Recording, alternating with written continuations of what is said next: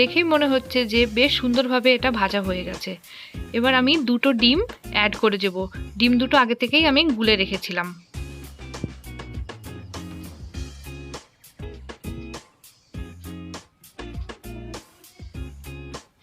এবার ডিমের সাথে বাঁধাকপি আর পেঁয়াজ সবকিছু একসাথে মিক্সড করে ভালোভাবে আমরা এগুলোকে ভেজে নেব।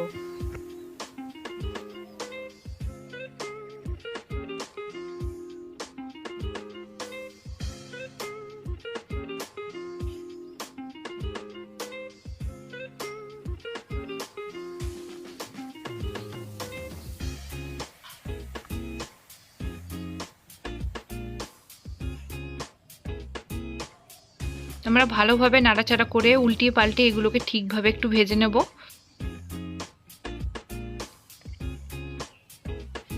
প্রায় এগুলো ভাজা হয়ে এসেছে। এবার আমরা কিছু কাঁচা লঙ্কা অ্যাড করব। আপনারা যেমন ঝাল পছন্দ করেন আপনারা ঠিক সেমনই ঝাল ব্যবহার করবেন।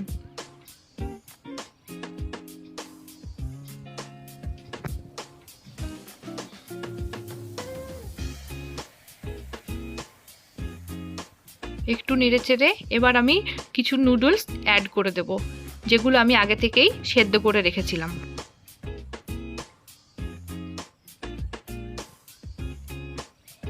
আপনারা সব সময় দেখবেন যাতে এই মুহূর্তে চুলার আঁচ হাই ফ্লেমে থাকে।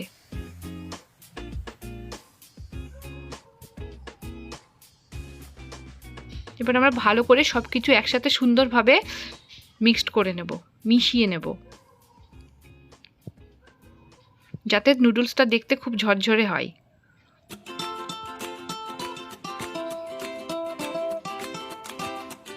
যদি ভালো করে আমরা এটাকে মিক্স না করি তাহলে এটা জমাট বেঁধে যাওয়ার সম্ভাবনা থাকে। সুন্দর করে মিশিয়ে নিয়ে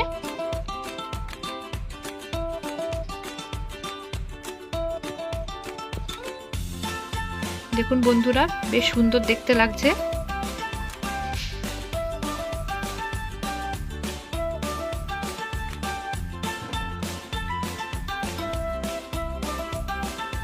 আমার নুডলস প্রায় হয়ে এসেছে।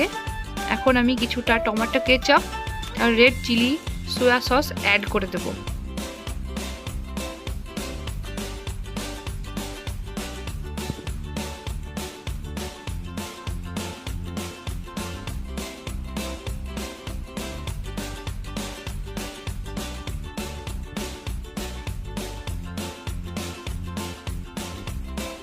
এবার আমি ভালো করে এগুলো একত্রে সবকিছু একসাথে মিশিয়ে নেব সুন্দর করে।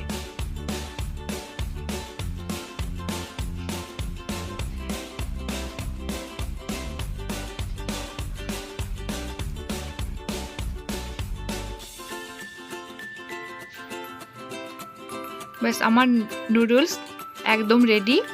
আপনাদের যদি ভালো লেগে থাকে অবশ্যই আমার চ্যানেলটাকে সাবস্ক্রাইব করবেন। এটা ছোট ছোট বাচ্চাদের স্কুলের টিফিনের জন্য আর সকালের ব্রেকফাস্টের জন্য খুব সুন্দর একটা খাবার।